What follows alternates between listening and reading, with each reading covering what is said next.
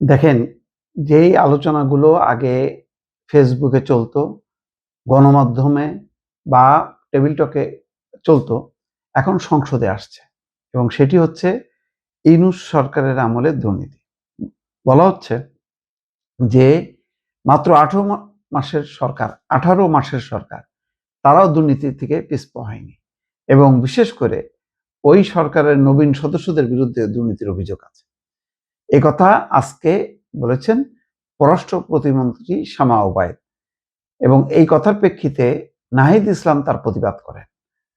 Speaker বলেছেন যে শামা ওবায়েদ কারোর নাম বলেননি, সুতরাং এখানে তদন্ত করা বা এই বক্তব্যগুলো এক্সপান্স করার কোনো প্রশ্ন ওঠে না। শামা ওবায়েদ খুব গুরুত্বপূর্ণ কথা বলেছেন, তার মধ্যে বলছে যে যদি সরকারে থেকে কাজ করতে হয় তাহলে অভিজ্ঞতা, সাহস, বুদ্ধিমত্তাও দরকার। বিএনপি এমন রাজনৈতিক দল যারা ফেসবুকে রাজনীতি করে না। তিনি বলছেন যে শুধু বট বাহিনী দিয়ে, স্ট্যাটাস দিয়ে মানুষকে ছোট করে আজে বাজে কথা বলে ভাইরাল হয়ে রাজনীতি হয় না। যদি 1971 সালে ফেসবুক বা সোশ্যাল মিডিয়া থাকতো তাহলে দেশ স্বাধীন হতো কিনা তা নিয়ে সন্দেহের কথা বলেন তিনি। একেবারে ঠিক আসল জায়গায় ঘা দিছে। আসলে তাই। এই যে বট বাহিনী, মানে বিশাল বট বাহিনী, এই বট বাহিনী ফেসবুক দিয়ে যেভাবে আক্রমণ চালায়, যেভাবে কুৎসা রটায় 71 সালে মুক্তিযুদ্ধের সময়, তাহলে ওই কাজগুলি করতো যদি সোশ্যাল মিডিয়া থাকতো। তিনি খুবই চমৎকার একটা নতুন একটা কথা বললেন যে কি পরিমাণ অপপ্রচার করে বট বাহিনী, সেই প্রসঙ্গে তিনি বলছেন মুক্তিযুদ্ধ সবকিছুর ঊর্ধ্বে এমন কথা বলে শামা ওবায়েদ বলছেন, আমি আমার সামনে বসা সংসদ সদস্য নাহিদ ও হাসনাতের সেন্টিমেন্ট রিলেট করি। আমরাও চাই আমাদের সন্তানরা এই দেশে নতুন বাংলাদেশে বসবাস করুক, যেখানে আইনের শাসন থাকবে, খুনের বিচার হবে এবং ন্যায় বিচার প্রতিষ্ঠা হবে।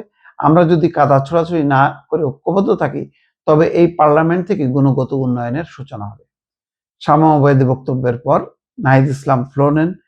তিনি নিজের পাশাপাশি বিএনপি বর্তমান সরকারের পররাষ্ট্রমন্ত্রী খলিলুর রহমানেরও অন্তর্বর্তী সরকার আমলে জাতীয় নিরাপত্তা উপদেষ্টা এবং বর্তমান আইনমন্ত্রী মোহাম্মদ আসাদুজ্জামানের অ্যাটর্নি জেনারেলের পদে থাকার বিষয়টি তুলে ধরেন। নাহিদ ইসলাম বলেন, দুর্নীতির অভিযোগ যেহেতু উনি বলেছেন এবং ওনারা সরকারে আছেন, ওনাদের এটা প্রমাণ করতে হবে।